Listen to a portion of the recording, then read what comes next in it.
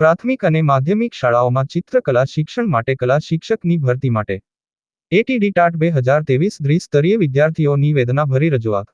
આજરોજ તારીખ 30મી ઓગસ્ટ 2024 ના રોજ ચિત્ર વિષયના ટાટ 2024 પાસ વિદ્યાર્થીઓ ચિત્ર વિષયની જગ્યાનો વધારો અને સાક્ષરી વિષયનો કાર્યભાર આપીને એટીડી શિક્ષકોનું મહેકમ ઊભું થાય એ માટે વિશેષ રજૂઆત માટે ગાંધીનગર ખાતે મોટી સંખ્યામાં આવ્યા છીએ। એટીડી ટાટ 2023 દ્વિસ્તરીય ઉમેદવારોની વેદના છે કે ચિત્ર વિષયને સાક્ષરી વિષયમાં સમાવવા થાય। માધ્યમિક શાળામાં 10% ભરતીના માટે 7 કે વધારે વર્ગોમાં કાયમી ચિત્ર શિક્ષકની ભરતી થાય। 15 વર્ષથી ચિત્ર શિક્ષકની ભરતી થઈ નથી તો ચિત્ર શિક્ષકની એટીડી ટાટ દ્વિસ્તરીય 2023 ટાટ પાસ ઉમેદવારોની રાજ્યમાં ચિત્ર શિક્ષકની મોટી સંખ્યામાં ભરતી થાય તો મોડેલ ગુજરાતમાં ચિત્ર શિક્ષકની એનઈપી રૂલ 2020 પ્રમાણે કમ્પ્યુટર, ચિત્ર, વ્યાયામ, સંગીત વિષયને પ્રાધાન્ય અપાય જેવી રજૂઆત વારંવાર કરીએ છીએ। Bureau report, voice of Mahisagar news.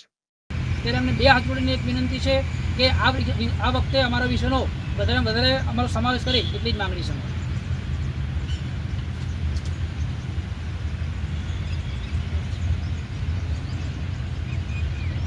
અમે સંસ્થા પાસે જઈને માંગણી કરી હતી કે ચિત્ર વિષયની આ ભરતીમાં વધારેમાં વધારે માંગ કરે, પરંતુ શાળા લોકો સરકાર પર આ વિષય થોપે છે અને સરકાર કહે છે કે શાળા જેટલી મહેકમ બતાવશે, 20 બતાવશે, 200 બતાવશે, 2000 બતાવશે એટલા અમે ચિત્ર શિક્ષક ભરીશું।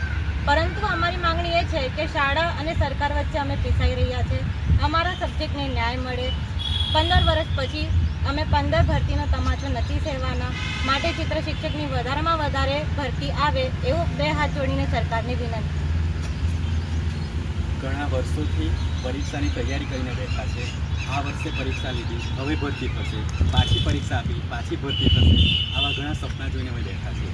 પરંતુ હવે 2023માં જ્યારે દ્વિસ્તરીય પરીક્ષા લીધી સરકારે, તો અમારામાં એક આશાનું કિરણ જાગ્યું કે હવે પછી તો સરકાર જાગશે, અમને કાયમી ભરતી તરીકે સમાવશે।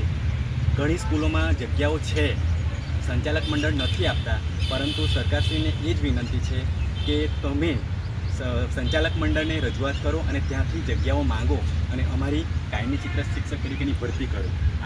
આપશ્રીને બે હાથ જોડીને વિનંતી છે।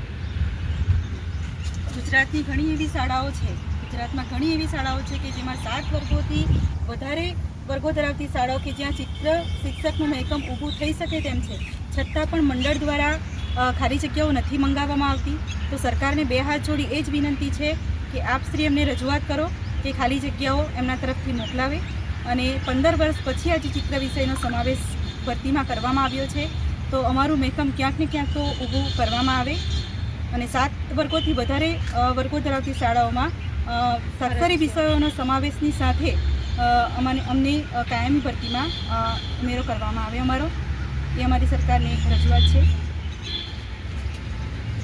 છેલ્લા 15 વર્ષથી અમારા ચિત્ર શિક્ષકોની ભરતી નથી થઈ, તે તાજેતરમાં માનનીય કુબેરભાઈ ડિંડોર સાહેબે 7500ની જગ્યાઓમાં ચિત્ર, વ્યાયામ, સંગીત વિષયોનો જે સમાવેશ કર્યો છે એમાં અમારો ચિત્ર જે વિષય છે એ ચિત્ર વિષયની વૈકલ્પિક વિષય ગણે છે અને ચિત્ર વિષયની સાથે સાથે અમારા જે બીજા સબ્જેક્ટો છે, ગુજરાતી છે, પછી સામાજિક વિજ્ઞાન છે, ગણિત છે, સંસ્કૃત છે, એવા વિષયો પણ અમે સાક્ષરી વિષયો પણ જોડે જોડે ભણાવી શકીએ એવા છીએ।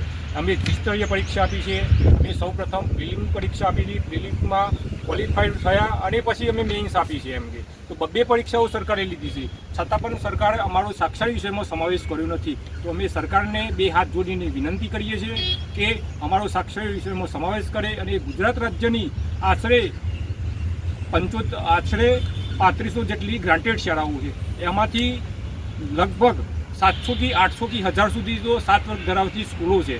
તો એમાં સરકારશ્રીને નમ્ર વિનંતી છે કે આ સ્કૂલોમાં 7થી ઉપરના જે વર્ગો ધરાવતી હોય એ સ્કૂલોમાં અમારા ચિત્ર શિક્ષકનું ચિત્ર વિષયની ભરતી કરે અને સાક્ષરી વિષયનો વર્કલોડ આપે તો અમારી ચિત્ર શિક્ષકની ભરતી થઈ શકે એવી અમારી શિક્ષણ મંત્રીની નમ્ર વિનંતી છે।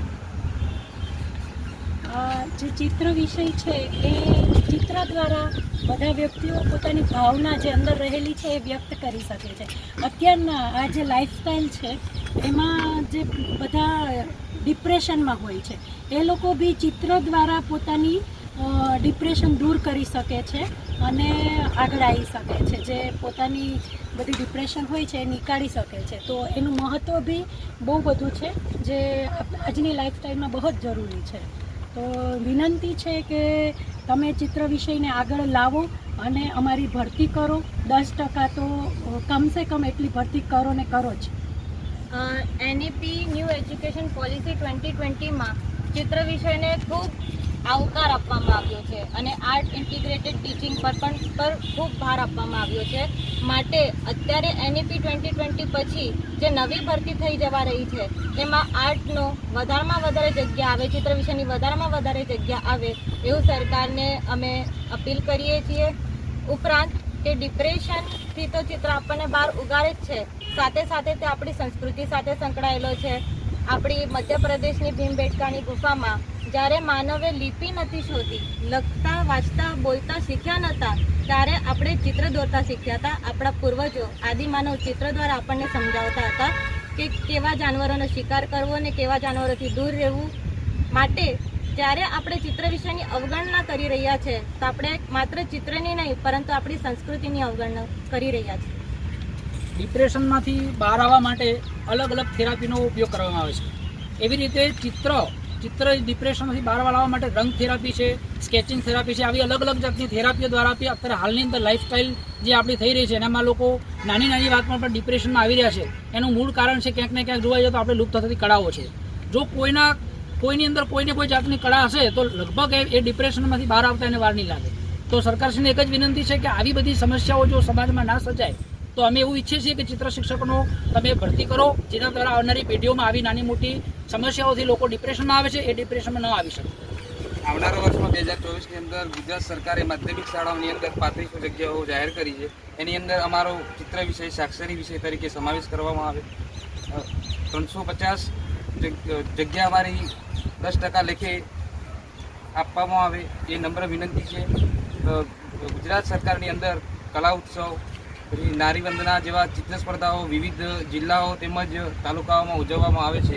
તો કલા શિક્ષક વગર આનું જ્ઞાન બાળકોને પણ પૂરતું મળતું નથી, એટલા માટે કલા શિક્ષકોની પણ ભરતી કરવામાં આવે છે.